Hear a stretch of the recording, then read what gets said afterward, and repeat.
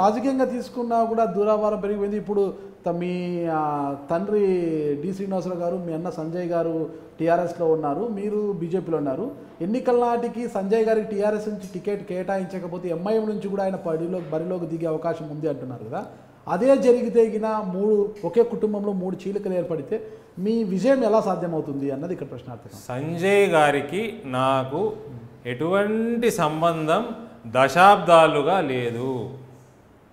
ఆయన ఏం చేస్తున్నాడు, ఆయన ఎక్కడున్నాడో, ఏ పార్టీలో ఉన్నాడో, ఏ పార్టీలకు పోతాడో, ఏ పార్టీలకు వెళ్ళి వస్తాడో నాకు ఎటువంటి సంబంధం లేదు. నాకు ఐడియా కూడా లేదు, నాకు అవసరం కూడా లేదు. ఒకే కుటుంబంలో ఇన్ని చీలికలు వస్తే ప్రజల్లో కూడా గందరగోళమైంది. ధర్మపురి అనేది ఒక బ్రాండ్గా ఉన్నా కూడా, పబ్లిక్లో మంచి ఇమేజ్ ఉన్నా కూడా, ఒక కుటుంబం నుంచి ఇన్ని చీలికలు ఏర్పడంతో ప్రజలు కూడా గందరగోళం. చీలికలని నాకు మా అన్నకి పడదు అంతే.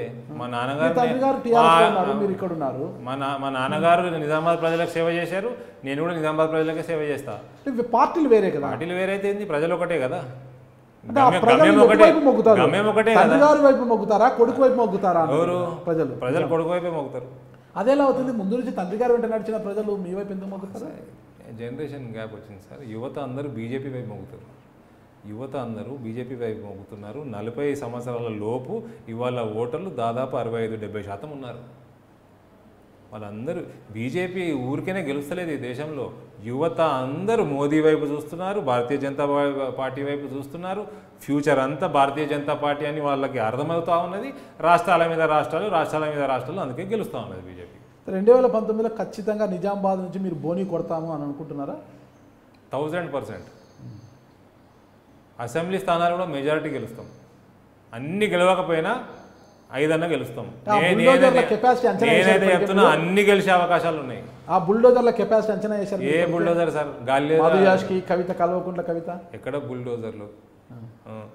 బుల్ అంటున్నారు కదా మీరు. ఇంతకుముందు అన్నారు వాళ్ళు మాట్లాడతలేరు, ఏం చేస్తలేరు. ఆ దున్నపోతు మీద వర్షం పడ్డట్టు అదే బుల్ ఇది, అంతే. ఏం కాదు. వీళ్ళకి ఎంత పెద్ద స్థాయి మీరు ఇవ్వాల్సిన అవసరం లేదు. ఒక్క నయా పైసా పని చేయలేదు వీళ్ళు. అక్కడ మధుగౌడ్ గారు చేయలేదు, ఈ 4.5 సంవత్సరాలలో కవిత గారు చేయరు, ఆమె చెయ్యదు కూడా. మీరు బీజేపీలో ఆమె డబ్బు సంపాదించుడు తప్ప 4.5 సంవత్సరాలలో నిజామాబాద్లో ఏం చేయలేదు. నేను మీకు టైం ఇస్తా, 4 రోజులు టైం ఇస్తా. మీరు దయచేసి నిజామాబాద్లో సర్వే చేసుకోండి, ఏం పని చేసిందో నాకు చెప్పండి. 4 రోజులు టైం ఇస్తా, మళ్ళీ ఫోన్ చేయగానే వస్తా, మీ స్టూడియోకి వస్తా. మీరు బీజేపీలో ఉన్నా కూడా నిజామాబాద్లో మీ నాన్నగారి క్యాడరు, మీ నాన్నగారి ఫాలోవర్స్ అందరినీ కూడా మీ వైపుకు తిప్పుకునే ప్రయత్నంలో పడ్డారు. మీ నాన్నగారు కూడా పరోక్షంగా అందుకు సహకరిస్తున్నారు అంటున్నారు. ఇది నేను మా నాన్నగారి సహకారం అడగలేదు. వాళ్ళ కార్యకర్తలు నా పని పట్ల ఆకర్షితులై నా వైపు వస్తే హ్యాపీగా తీసుకుంటాము. ఎందుకు తీసుకోము? భారతీయ జనతా పార్టీలోకి ఒకరు వచ్చినా తీసుకుంటాము. మీకు ఎక్కువ అవకాశాలు ఎందుకు? వాళ్ళ కార్యకర్తలు అందరూ మొన్న మీటింగ్ పెట్టుకున్నారు. నేను పేపర్లో చదివిన 700 మంది వచ్చిండ్రు. పెద్ద సక్సెస్ఫుల్ ప్రోగ్రాము. వాళ్ళందరూ వచ్చి అసలు మేము టీఆర్ఎస్ పార్టీలో ఉన్నామా, మమ్మల్ని ఎవరు పట్టించుకుంటలేరు, మాకు లోకల్ ఎమ్మెల్యేలు పట్టించుకుంటలేరు, ఎంపీ పట్టించుకుంటలేదు, అసలు మా సంగతి ఏంది, మనం అందరం టీఆర్ఎస్లోకి ఎందుకు వచ్చినాము అని పెద్ద ప్రోగ్రామ్ అయింది. ఈ ఒక వారం కిందనే మీడియాలో మొత్తం అదే ఉండే.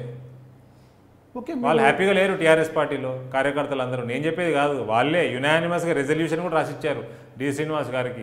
మా సంగతి ఏందో తేల్చండి అంటే ఆయన, నేను ముఖ్యమంత్రితో మాట్లాడి నేను మీ ప్రాబ్లమ్స్ అన్నీ సాల్వ్ చేసేటట్టు చేస్తాను, మీరు ఏం చేసినా, మీరు ఎటువంటి నిర్ణయం తీసుకున్నా మేమందరం మీతోటే ఉంటాము అని యునానిమస్గా రెజల్యూషన్ పాస్ చేసి శ్రీనివాస్ గారికి ఇవ్వడం జరిగింది.